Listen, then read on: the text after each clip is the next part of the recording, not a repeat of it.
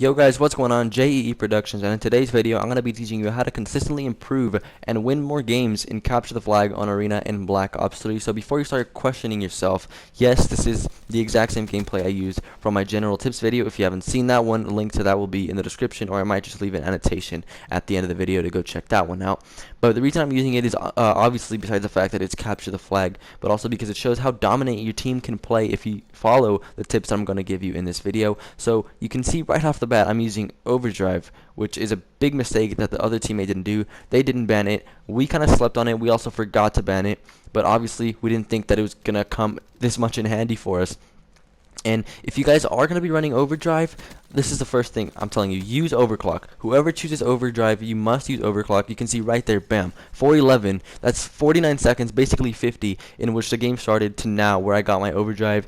You can see the little route I took, bam, I'm already at the other side of the map in one use of Overdrive for an easy capture in about a minute of gameplay. So you can see how overpowered Overdrive can be. If you choose not to ban it, be really cautious, because if they use it against you, if they use it correctly, they can end up fucking you over just like we fucked them over right there in that previous clip. So, you know, kind of make up minds with your team if you guys want to protect it or ban it, but obviously if you're going to protect it, make sure you know how to use it, and use Overclock like I mentioned before.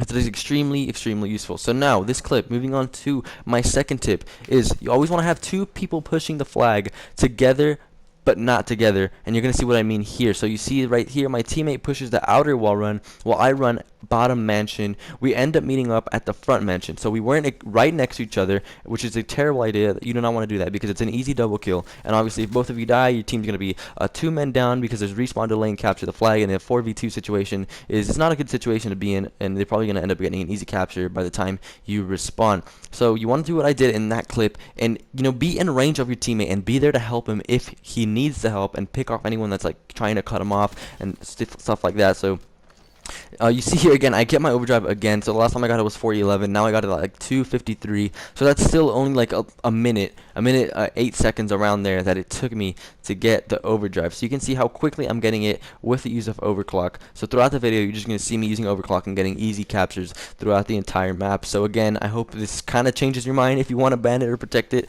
which was the first thing I told you guys about. So now moving into my second tip, it is to always have someone defending. You always want to have at least one person in the back, preferably with an assault rifle, man of war, M8, Shiva. It depends on what's banned, and it depends on that person's playstyle, but you always want to have someone in the back. So you see we do have a teammate in the back. They just took the flag, bam, he's here to take it out, and I know you see he's using a VMP, but I mean, obviously it's personal preference, but usually if you're going to be defending, you're going to want to be at a long range, not really right next to the flag, so you want to have that distance advantage, and with ARs you can do just that.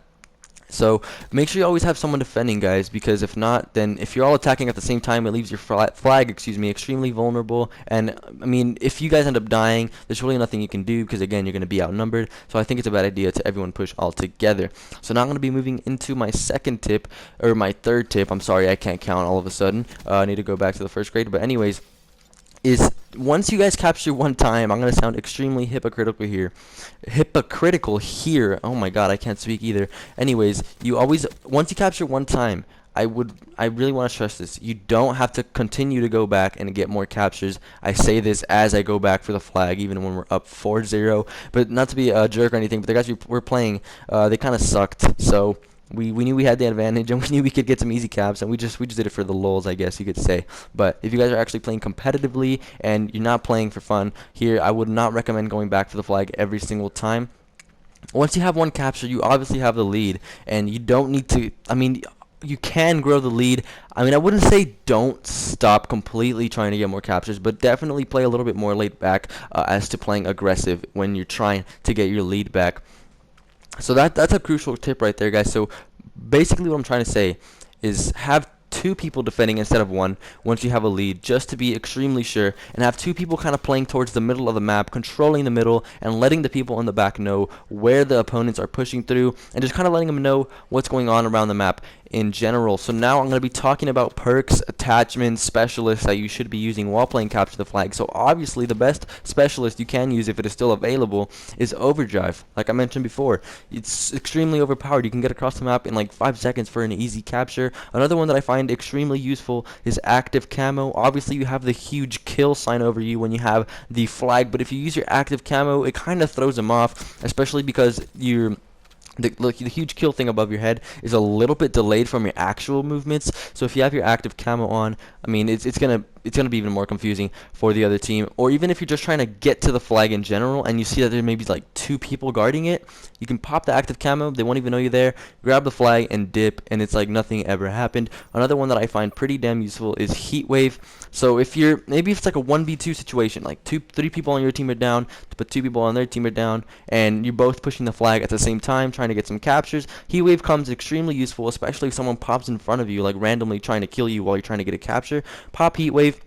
It's like a stun concussion, and I mean it's an easy kill really. Once you pop heat wave and it damages your opponent, it's easy kill.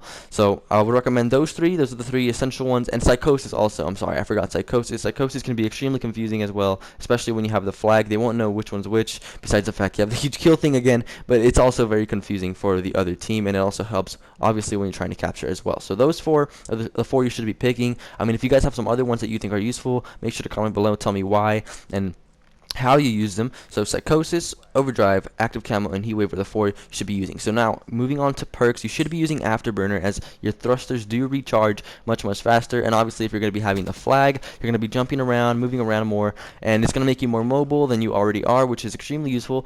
Second perk, fast hands. I believe the description says that you can aim faster while sprinting. So what that means is, like, if you're in a sprint and you stop sprinting, you can aim in faster.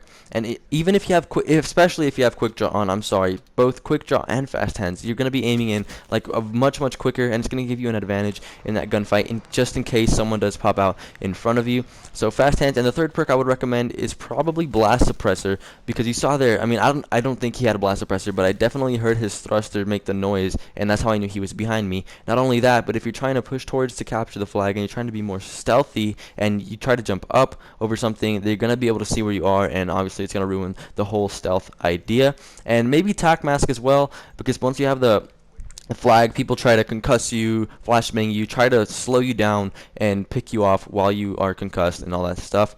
So as for attachments, you see I'm running grip, quick draw, and stock on my VMP, but those are just essential VMP things. But of course, if it is banned, I would recommend the exact same attachments on any other gun. Stock makes you more mobile, quick draw lets you aim in faster, combined with fast hands is incredible, and grip is obviously just to help better your aim. So those are the perks, attachments, and specialists I would recommend when playing capture the flag. And remember, going back to the tips, guys, I'm just gonna go through a quick breakthrough. Overdrive with overclock is extremely overpowered. I mentioned that in the beginning, that's why I didn't mention it now with the whole perks thing. What else am I mentioning? Oh, afterburner, fast hands, tactical mask, blast suppressor, psychosis, overdrive, heat wave, and active camo. And as for playing aggressively, you always want to have 2 people, at least 2 people pushing, unless you're already up. Then you want to be playing more laid back. And I mean, obviously you guys can go rewatch the video if you are confused on some of those tips, but I just wanted to break it down in case you want to kind of like skip to the end or something, if you've already watched it or anything like that. But anyways, guys, thank you so much for watching. If you did enjoy, make sure to leave a thumbs up. The hardpoint, search and destroy, and uplink videos will be coming soon, so stay tuned for those. And again, I'm probably going to leave an annotation to the general tips video sometime soon. So thank you guys for watching once again. This was J.E.E. Productions, and I'll see you guys in the next video.